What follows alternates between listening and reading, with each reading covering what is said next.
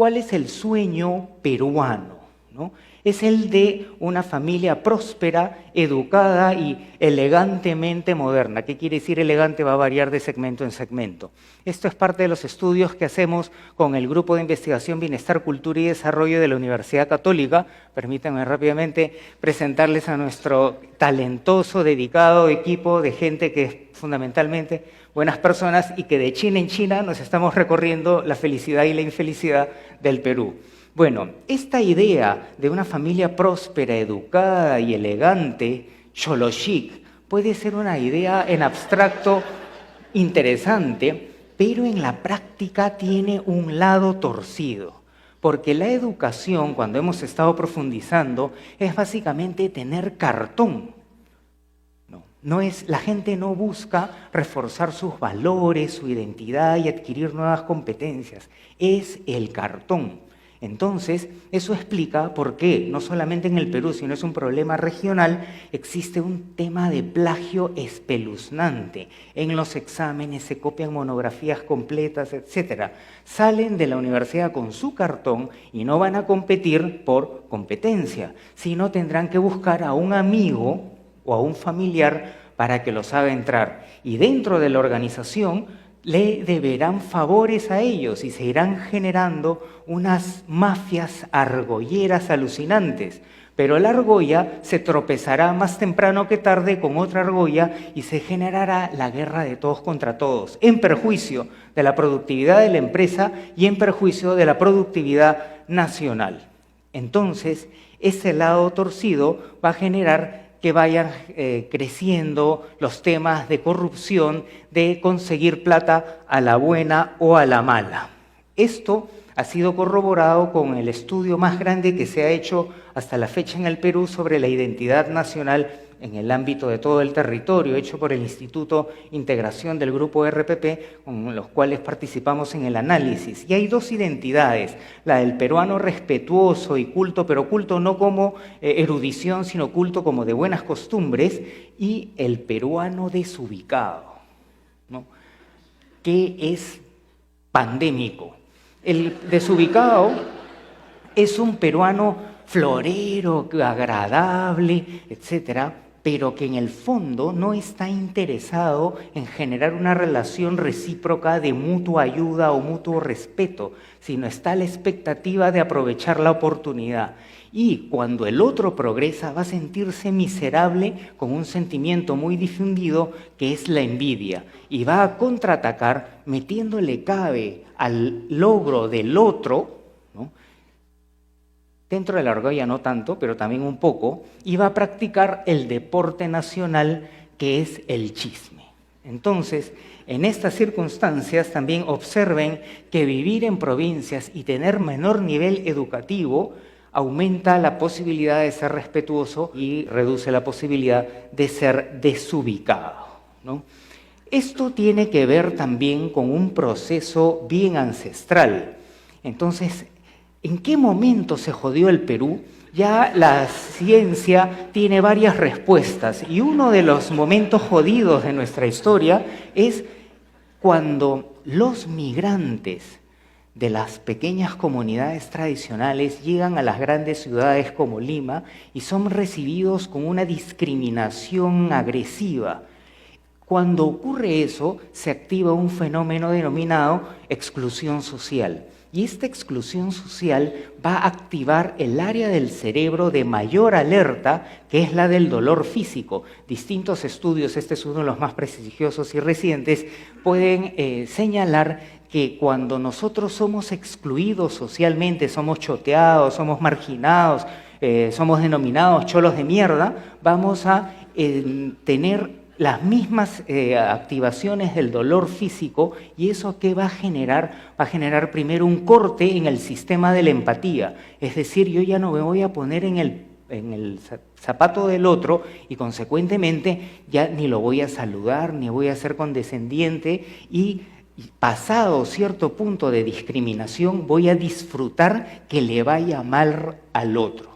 Entonces, aquí vamos a observar que tenemos un problema muy complicado en nuestra historia y es algo que se está retroalimentando porque va generando una interacción desubicada en donde la gente se pone cada vez más barreras a la empatía y tenemos una dinámica callejera, social, laboral e interpersonal más allá de la argolla terrible. Si esto es correcto, ¿qué va a ocurrir? Va a aumentar la oferta educativa como negocio, no como vocación, y la educación va a estar en crisis paralelamente al crecimiento del número de universidades, institutos tecnológicos, etc. Habrá un crecimiento del consumo, estaremos orgullosos de que batimos récord en importación de autos y especialmente en el segmento de lujo, pero estaremos más locazos, más patanes y más desubicados en la interacción cotidiana. Entonces, la pregunta fundamental aquí es ¿cómo evitar que el Perú se joda más? Para responder en parte esta interrogante, podemos buscar cuáles son los lugares más felices de verdad de nuestro territorio. Y podríamos comenzar con las magníficas caletas de pescadores, pequeñas zonas donde todavía la actividad turística e industrial es marginal. Allí las familias van a trabajar unidas, protagonizando los valores del trabajo, de la unión. Y las familias no van a ser respetadas porque tengan más plata, televisor más grande, sino por la calidad del trabajo y de la unión de la familia en ese sentido. También las magníficas pequeñas comunidades tradicionales en los Andes, en donde además del trabajo familiar existe un excelente trabajo comunitario, en donde todos los vecinos cooperan para sembrar y cosechar la chacra de un miembro de la comunidad y al otro día todos irán a otra chacra y así habrá un trabajo de familias, de comunidad y de colectividad en donde todos van sumando. Y adicionalmente las magníficas comunidades amazónicas en donde se guarda un místico equilibrio con la naturaleza. Paradójicamente, estas son las familias que cuando van en búsqueda del progreso, de una mejor educación para sus hijos, van a ser las familias discriminadas. Un amazónico que ha viajado por 8 horas para llegar a una escuela será el chuncho incluso marginado por la propia escuela. Un andino que llega a la ciudad será choleado por otro que vive a 400 metros más cerca del nivel del mar. Y también será marginado por aquel de su propia comunidad que llegó un año antes. Y así dejará de ser el magnífico señor comunero que por ser honrado, trabajar y respetar las costumbres será respetado como un ciudadano para convertirse en el cholo de mierda.